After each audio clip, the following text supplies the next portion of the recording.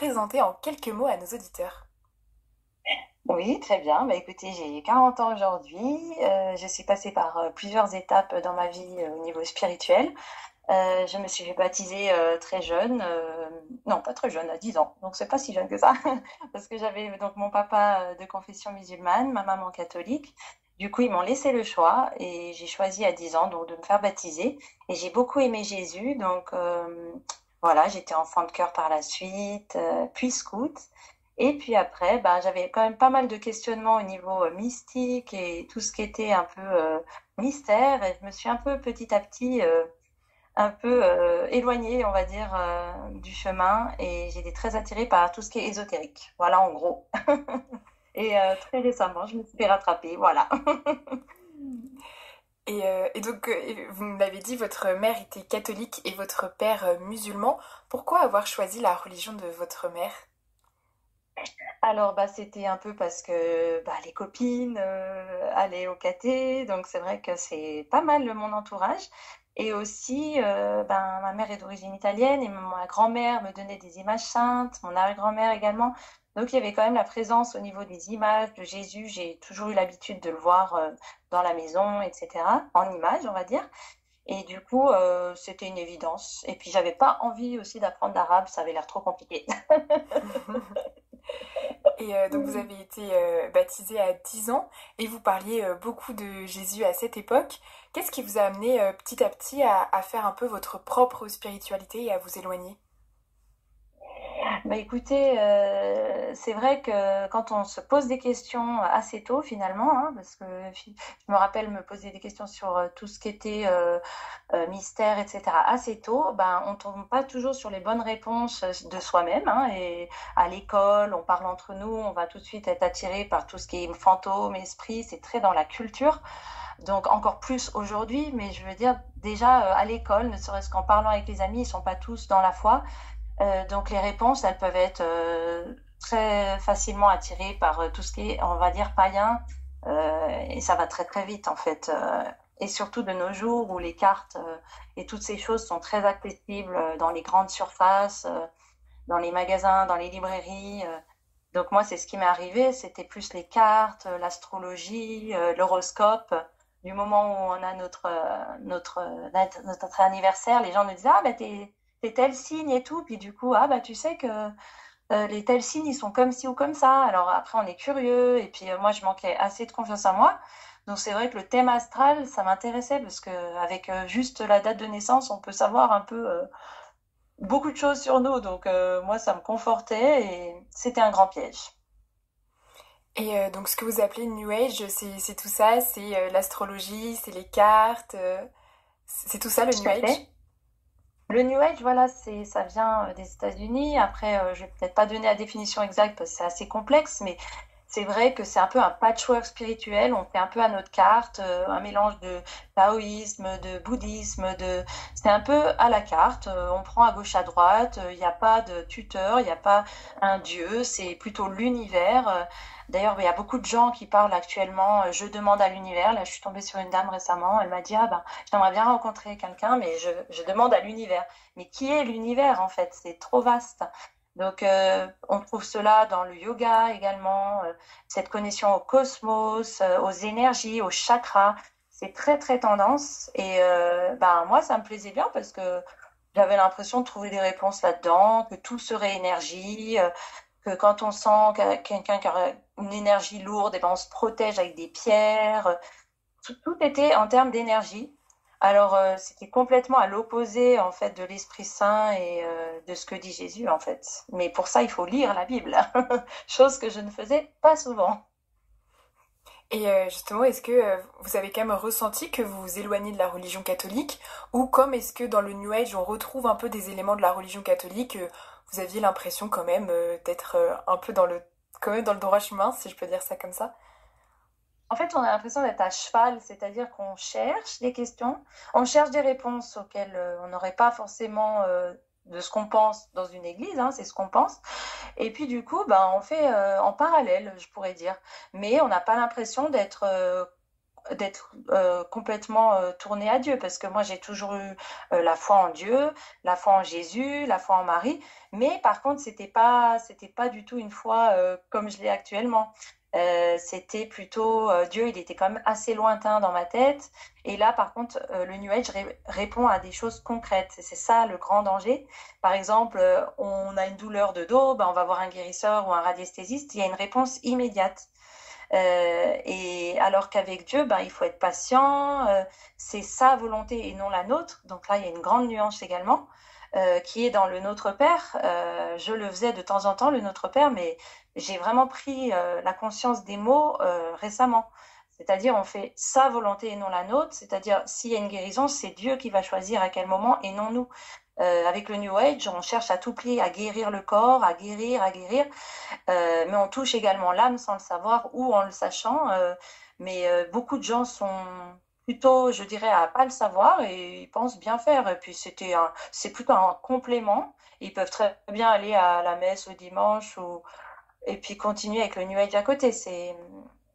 Il y aura un moment où ils vont peut-être sentir l'incompatibilité, mais c'est assez fin, hein, le voile, parce qu'il y a même des prières, par exemple, là où c'est tordu, c'est qu'il y a des cartes de Jésus, il y a des cartes de Marie, il y a la prière à Saint Michel Archange à faire avant de tirer des cartes. C'est pour vous dire à quel point le diable se cache en ange de lumière, comme c'est écrit dans la Bible. Donc, il y a cette fourberie, et moi j'appellerais plutôt une escroquerie spirituelle, parce que les gens sont plutôt des victimes plutôt que des coupables. Et justement, est-ce que vous pensez qu'il manque un discours du coup de prévention de la part de l'Église, que elle ne met pas assez en garde contre ces pratiques que finalement bah, les personnes connaissent plus ou moins bien et où elles ne voient pas forcément que ce n'est pas compatible? Ah bah complètement. Ne serait-ce que déjà relire les textes comme le Deutéronome chapitre 18 qui est très très clair. Moi, c'est celui-là qui m'a réveillée, donc je vais vous le relire en quelques... Voilà, je vais essayer d'être rapide. Qu'on ne trouve chez toi personne qui fasse passer son fils ou sa fille par le feu, personne qui exerce le métier de devin, d'astrologue, d'augure, de magicien, d'enchanteur, personne qui consulte ceux qui évoquent les esprits ou disent la bonne aventure, personne qui interroge les morts, car quiconque fait ces choses est une abomination à l'Éternel, ma vie au niveau spirituel. Personne qui consulte ceux qui évoquent les esprits ou disent la bonne aventure, personne qui interroge les morts, car quiconque fait ces choses est une abomination à l'Éternel, et c'est à cause de ces abominations que l'Éternel ton Dieu va chasser ces nations devant toi. Donc moi, quand j'ai lu ça, c'est vrai que ça m'a fait froid dans le dos, et étonnamment, c'était une ancienne cartomancienne qui a une révélation, qui s'est mouillée en faisant des vidéos sur Internet et qui a lu ce chapitre. Il y a également beaucoup de prêtres maintenant, exorcistes, Dominique Osnay, Fabienne de Miséricorde Divine. Il y a beaucoup aussi de sœurs, comme la sœur Emmanuelle de Medjugorje. Je les remercie parce que vraiment, ces gens-là ouvrent les yeux aux jeunes et à tous les gens qui sont dans le New Age et qui s'égarent comme moi. Et justement, comment est-ce qu'on peut faire pour s'en préserver du New Age? Alors, ben, vous disiez la prévention. Moi, je pense que c'est comme le tabac.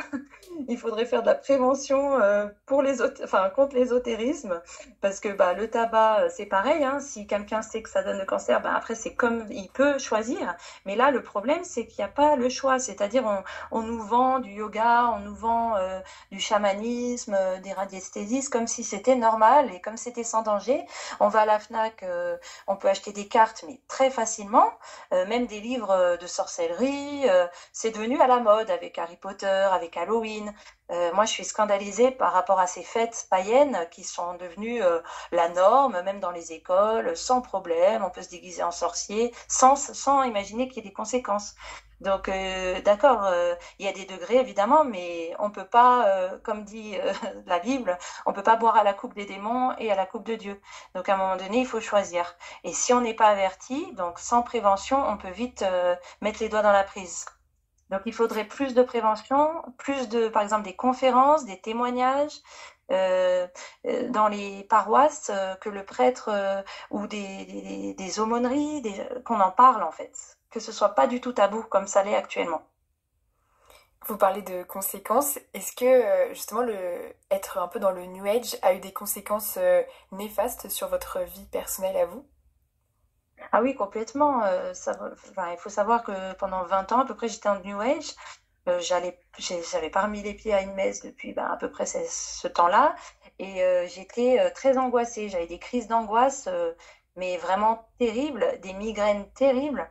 Et c'était lié justement à tous ces liens ésotériques, mais je ne savais pas. Et en fait, ce n'est pas anodin quand on va voir un radiesthésiste ou quand on fait les cartes ou va voir un médium parce qu'on a perdu un être cher, on croit lui parler. Déjà, on ne parle pas à notre cher défunt malheureusement, mais on parle à des démons.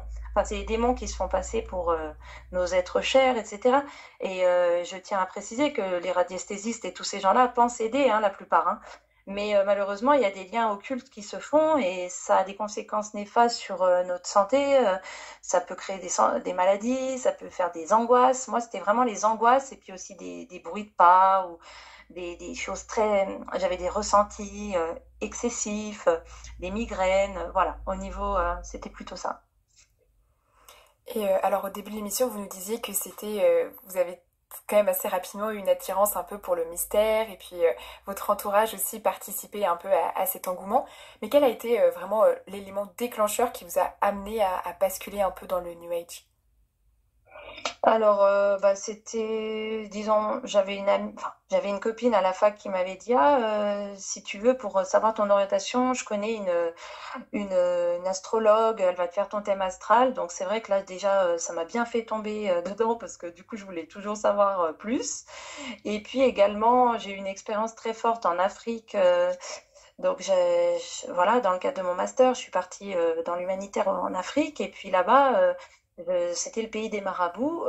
Puis moi, j'y croyais pas trop. Donc, j'avais pas de protection dans le sens où je priais pas assez et pas rattachée assez à la foi pour être prête. Et puis, effectivement, je me suis fait, comme on dit, marabouter par un homme. Et du coup, j'étais vraiment sous son emprise et c'était spirituel. Et là, je le sentais très, très fortement. Et au lieu de me tourner vers un prêtre exorciste comme il aurait fallu, ou un prêtre, hein, et moi, c'était, mon maître de stage m'a dit, viens, je vais t'amener chez une voyante. Et là, à partir de là, c'est vrai que c'était la dégringolade parce que la voyante m'a dit du vrai, du faux, m'a dit que j'étais maraboutée, qu'il fallait faire telle ou telle chose. Et après ça, au retour chez moi, je cherchais à tout prix des guérisseurs, des choses comme ça pour aller mieux en fait. Et c'était vraiment, ça n'allait pas mieux et c'était de pire en pire en fait. Et qu'est-ce qui vous a ramené à Jésus après?